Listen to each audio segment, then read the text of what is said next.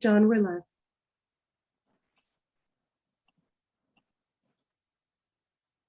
Recording to the PC has begun. Cloud recording has begun as well, and stream look good. Thank you. Backup is rolling. Thank you. Good afternoon and welcome to today's remote New York City Council hearing for a vote on the Committee on Governmental Operations.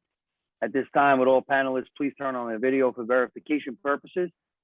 And to minimize disruptions, please place all electronic devices to vibrate or silent mode. Thank you for your cooperation. Chair Cabrera, we are ready to begin. Thank you so much, Sergeant. Thank you for what you do and everyone in this team has done year after year. So good afternoon, everyone. I am Council Member Fernando Cabrera, Chair of the Committee on Governmental Operations. I want to start off by thanking members of the committee who has joined us today. We've been joined by Council Member Diaz, Council Member Lewis, myself, Council Member Darma Diaz as well, Council Member Kalo, Council Member Yeager, Council Member Powell, Council Member Levine. If I miss anyone, please let me know. Today, the committee will be voting on two pieces of legislation. The first is proposed introduction number 167B, sponsored by Council Member Alan Myself. This bill will require certain agencies to be capable of issuing warnings for first-time violations. As we all know, New York City small businesses have long struggled to remain in compliance with many regulations and requirements necessary to lawfully conduct business in the city. Recognizing this fact, certain administrative code provisions allow the enforcing agency to issue a warning in lieu of a citation for the first-time infraction. Agency inspectors are not always able to issue such warning, however, because they lack the necessary equipment. Proposed introduction number 167B will fix this problem. The bill will require the Department of Health and Mental Hygiene, Sanitation, Environmental Protection, and Consumer Affairs and Worker Protection to equip their inspector with devices capable of determining whether a violation observed in the field is a first-time violation and issuing a warning for such violation if permitted by law. This will ensure that in cases where the administrative code provides for warning, inspectors are actually able to issue those warnings in the manner provided for by the law. The committee previously heard this bill on Tuesday, October 19 of 2021, and I am glad to see it moving forward today. The second bill we are voting on today is proposed introduction number 1784A, sponsored by Councilmember Farrah Lewis. This bill will require the mayor to establish an office of not-for-profit organization services. This new office will serve as a liaison for not-for-profits in the city, helping them navigate city policies, procedures, and regulations, and connecting them with city resources and funding opportunities.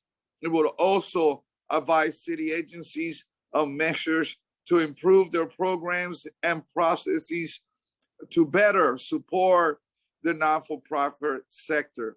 The committee previously heard this legislation in October 2019, where we heard from many representatives for the not-for-profit sector. We are so grateful for the work these organizations do, tirelessly providing critical service to communities throughout the five boroughs. And with that, I want to thank Councilmember Myself and Councilmember Lewis for the leadership on this bill. These are wonderful bills. And I also want to thank our committee staff, the Dream Team, CJ Mary, Sebastian Baki for the work on this hearing. Finally, I want to thank my own legislative director, Clark Pena, for his assistance. I will now turn it over to my colleague, Councilmember Farrah Lewis, to say a few words about her bill, and congratulations again, Councilmember. Thank you so much, and good afternoon, Chair Cabrera and members of the Committee on Government Operations.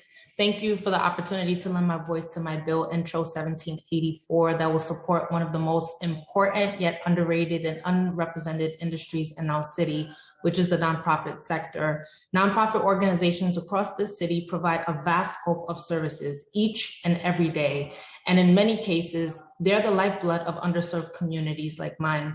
As council members, we allot funding to thousands of organizations to cover the needs of diverse communities, ranging from housing, senior services, to street cleanups and youth programming. While this funding is crucial to ensuring thousands of human service workers employed by these nonprofits are paid equitably, it is but a fraction of support that they need to continue providing support services. One of the challenges that many nonprofit organizations face is balancing their day-to-day operations while keeping pace with the needs of New Yorkers during their time of need, which increased exponentially during the COVID-19 pandemic. As a city, we recognize that running a nonprofit organization is never easy, and it can be difficult to navigate the checks and balances in place. My bill, Intro 1784, is intended to provide nonprofit organizations with a liaison that can help streamline the budgeting process from allocation to disbursement, while bridging communication and information gap between city agencies and organizations working on the ground. By establishing an Office of Nonprofit Services within the mayor's office, we are dedicating resources exclusively to provide the support nonprofits need to focus on providing transformative services for our communities. While this is not the end-all be-all of the plethora of issues that nonprofits encounter each and every day, this is a step in the right direction towards addressing some of the more prevalent and critical shortcomings within this sector. I hope we can all agree that this will support an essential sector in our communities, and that action must be taken now. Thank you again, Chair Cabrera, for this opportunity, and members of the committee, and I hope everyone will support 1784. Thank you. Thank you so much, Councilmember Lewis. And I want to tell you, having run a nonprofit for 33 years, we needed this bill a long time ago, and it took your leadership to put it forward, and now it's going to become a reality. And I know all the nonprofits will be celebrating, and in Thanksgiving week, I know they're grateful for this bill. And so thank you so much. And thanks to Councilmember Mizell as well, another timely bill. And so with that, now I'll turn it over to the clerk to call the roll. Matthew DiStefano, Legislative Clerk, Committee on Governmental Operations. Roll call vote on proposed Intro 167B, proposed Intro 1784A. Chair Cabrera. I gladly vote aye. Levin. Aye. Kalos. Aye. Mizell. Yes. Powers. I vote aye. Yeager. May I very briefly explain my vote, Mr. Chair? Absolutely. Thank you. I vote aye on all. I just really want to speak very briefly on Intro 167 by Councilman Mizell. This is exactly the kind of common sense legislation that I've been talking about since I've been here for the last 4 years, and before when I was running. And my mentor and friend, Councilman Mizell, introduced this bill January 31st, 2018, the first month of this session. It's actually a bill that I believe had been introduced in the previous session of council in 2014, although I may be wrong on the dates. And this is exactly what our council should be doing. It's so simple, it's so easy. And it's one of the reasons that I, unfortunately, in the view of many of my colleagues, have a high number of no votes, because I frequently speak about that I will not vote for a bill that doesn't provide for the opportunity to give a warning before issuing the penalties. Here, we're actually legislating that where the statutes do provide for the opportunity for warning before penalty, we should enable the inspectors to actually do what the statute says. So Councilman Maisel had this wise idea many years ago. Today, with just 40 or so days to go, we're passing it, and I look forward to tomorrow passing it on the floor to council. Thank you so much, council member. Those are wonderful words. Appreciate. I know council member and myself appreciate those words.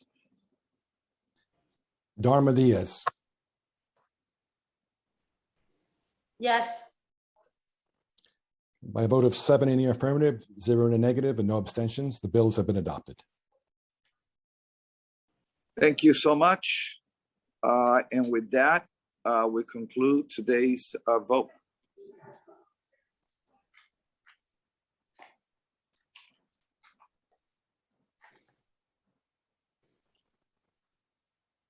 And once again, members, thank you very much. Coming up next is fire and emergency management.